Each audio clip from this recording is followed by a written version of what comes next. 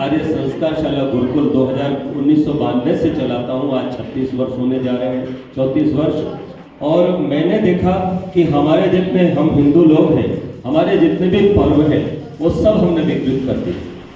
हमने सारे पर्व बिगाड़ दिए, जबकि हमारे पर्व पूरी तरह से वैज्ञानिक हैं। महर्षि दयानंद ने जाट बिरादरी का सबसे ज्यादा सम्मान और प्रशंसा की है सत्यार्थ प्रकाश के अंदर।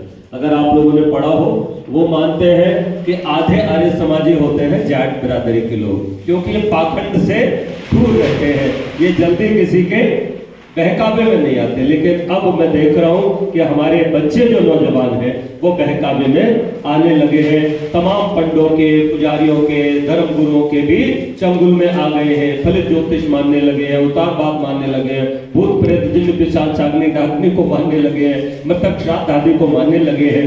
ऐसा रोग धीरे धीरे अब पूरे देश में ही और जाति में फैल रहा है। तो मैं चूंकि सुधारक हूं, तो मैंने सुधार के लिए निरंतर अपना काम किया है। मैं जहां तमाम प्रकार का ज्ञान देकर के लोगों को सही धर्म वेद की ओर ले जा रहा हूं, वहीं मैं अभी इस होली के पावन अवसर को मैं आपको निवेदन करना चाहूंगा। अभी मेरे पत्रक आपको मिलेंगे, आप लोग जरूर उनको पढ़िएगा। मैंने विचार किया, हम लोग पुराने लोग चूल्हे पर रोटी बनाते थे घर में, तो हमारी अम्मा जब रोटी बनाती थी तो रोटी जब बन जाती थी और लकड़ी इतनी रह गई 1 फीट या आधा फीट, तो उसे पानी से बुझा देती थी और बुझा करके फिर क्या करती थी, अगले दिन को उसे जला के काम में लाती थी। यानी लकड़ी को व्यर्थ नहीं जलाया जाता था। लकड़ी के 3 इस्तेमाल होते हैं साहब मूलतः। पहला रोटी बनाना, दूसरा हवन करना, तीसरा कोई एक्सपायर हो जाए तो अंत्येष्टि करना, और एक चौथा सहायक काम भी। बहुत ठंड लग रही हो तो थोड़ी बहुत लकड़ी अलाव के रूप में जला लेना। मैं आपसे पूछना चाहता हूं कि ये जो होली है, जिस पर आप बहुत सारा ईंधन, बहुत सारी लकड़ी लगाते हैं हम लोग, क्या ये लकड़ी दहन पर्व है? या तो आज जितने जाट समाज के लोग बैठे हैं हाँ कह दो, और अगर ना कहो तो फिर मैं बताऊंगा कि आपको ना ही कहना पड़ेगा और मेरा साथ आप लोगों को देना पड़ेगा, क्योंकि मैं एक मुहिम चला रहा हूँ। कोई मुहिम मैं मेरे बच्चों के लिए नहीं चला रहा, मैं मेरे लिए नहीं चला रहा, ये मैं पूरी हिंदू जाति के लिए और पूरे समाज के लिए, पूरी दुनिया के लिए चला रहा हूँ। क्योंकि आप देखें साहब, हमने जो है इस त्योहार को केवल लकड़ी दहन का त्योहार बना लिया है, शराब पी करके केवल मौज मस्ती का त्योहार बना लिया है। आप सोचो, जिस भक्त प्रहलाद की परीक्षा हुई, आप सोचो, जिसने सच के लिए, जिसने धर्म के लिए, जिसने एक ईश्वर के लिए बोलो अपने आप को समर्पित कर दिया, मुझे आप बताओ उसका तो जयकारा नहीं करते, और किसका जयकारा करते हैं? वही जो उसी प्रहलाद को जलाने बैठी, उसी को तो हम जयकार करते हैं कि होलिका मैया की जब वो मैया कैसे हो गई। भाई मैया तो हमारा जो कुछ भी बाप है या हमारा जो आदर्श है वो तो प्रहलाद है, तो हमें बोलना चाहिए बोलो भक्त प्रहलाद की जय। अच्छा बोलो, बात में लॉजिक में दम है कि नहीं? भाई भक्त प्रहलाद की ही जय बोलना चाहिए। और बोलते किसके हैं? जय। अब बात बताता हूं मैं, होली की क्या है ये। होला कहते हैं अधपके भुने अन्न को। जैसे हम चना का, मटर का, इन दोनों में पक जाता है तो उसको आग में जला के खाएं। आयुर्वेदाचार्यों से पूछो, जो रोटी हम खाते हैं, जो अनाज का हम सेवन करते हैं, अगर वो भून करके खाया जाए 16 गुना ज्यादा ताकत होती है।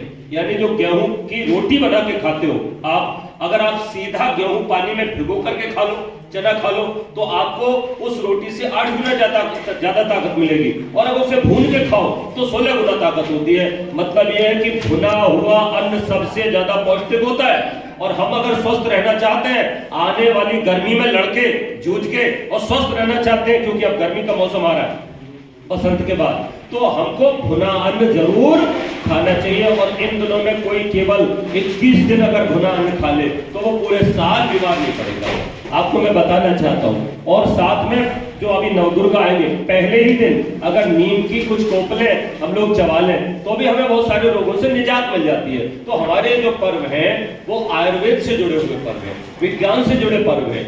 इन पर्वों को 2 हिस्सों में बांटा गया था। एक तो घर में हवन करो और दूसरा सब लोग मिलके हवन करो। तो स्त्रियां क्या करेंगी? घर में हवन करेंगी, क्योंकि वो पर्दा नशीन भी होती है और महिलाओं को बाहर निकलने की ज्यादा ठीक भी नहीं रहता। वो अलग बात है कि अब स्वतंत्रता हम दे रहे हैं और हमारी बेटियों ने स्वतंत्रता का दुरुपयोग किया हुआ।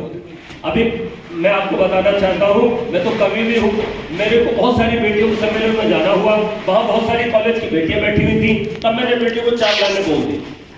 आप कहो तो सुना दो और आप भी सुना देना। मैंने उन बेटियों को कहा था कि तुम्हारे सर पे हो चुनरी, तुम्हारे वस्त्र हो पावन। तुम्हारे सर पे हो चुनरी, तुम्हारे वस्त्र हो पावन। तेज झांसी की रानी सा हो सीता रुक्मिणी सामन। तेज झांसी की रानी सा हो सीता रुक्मिणी सामन। मेरा दावा है पापी दुष्ट तुमको छू न पाएगा। लोग सर पर बिठाएंगे जहां में होगा अभिनंदन। लोग सर पर बिठाएंगे जहां में होगा अभिनंदन। और आपको दुगनी तालियां अब बजानी पड़ेंगी। एक बेटी खड़ी हो गई, वो कहने लगी आचार्य जी फैशन का दौर है, आप कहां पर्दे की चुनरी की बात करते हो। तब मैंने तुरंत 4 लाइनें और बनाई। मैंने कहा कि दौर फैशन का है, फैशन में भी रहना जरूरी है। दौर फैशन का है, फैशन में भी रहना जरूरी है। और मैंने हाथ जोड़ के कहा बेटियों से, मगर ओ मेरी बेटियों, मगर माँ बाप कुल का मान भी रखना जरूरी है। मगर माँ बाप कुल का मान भी रखना जरूरी है। और हिंदू तो कबूतर है, बिल्ली को देख के आंख बंद करके बैठ गया है। उसे बिल्ली दिखाई नहीं दे रही कि उसकी माँ बहन बेटियां लव जिहाद के नाम पे या फलाने जिहाद के नाम पे कहां जा रही हैं। आप सोचो, मगर माँ बाप कुल का मान भी रखना जरूरी है। अगर चुनरी नहीं रखनी तो ना रखो, मगर सुन लो कमर में बांध कर पिस्तौल अब चलना। भारत माता की। तो मैं आपको निवेदन करना चाहता हूँ, ये पर्व तो संस्कारों का पर्व। घर में माताएं बहनें बलगुरियां जलाती हैं। ये बलगुरियां क्या है? ये समिधा है साहब, हवन की समिधा। और 5-5 कंडे लेके हम लोग जाते हैं सामूहिक रूप से होली दहन पे। आज भी जाते हैं। अच्छा ये बताओ, जब होली का दहन हो जाता है तो उसमें से एक कंडा लाते हैं कि लकड़ी लाते हैं?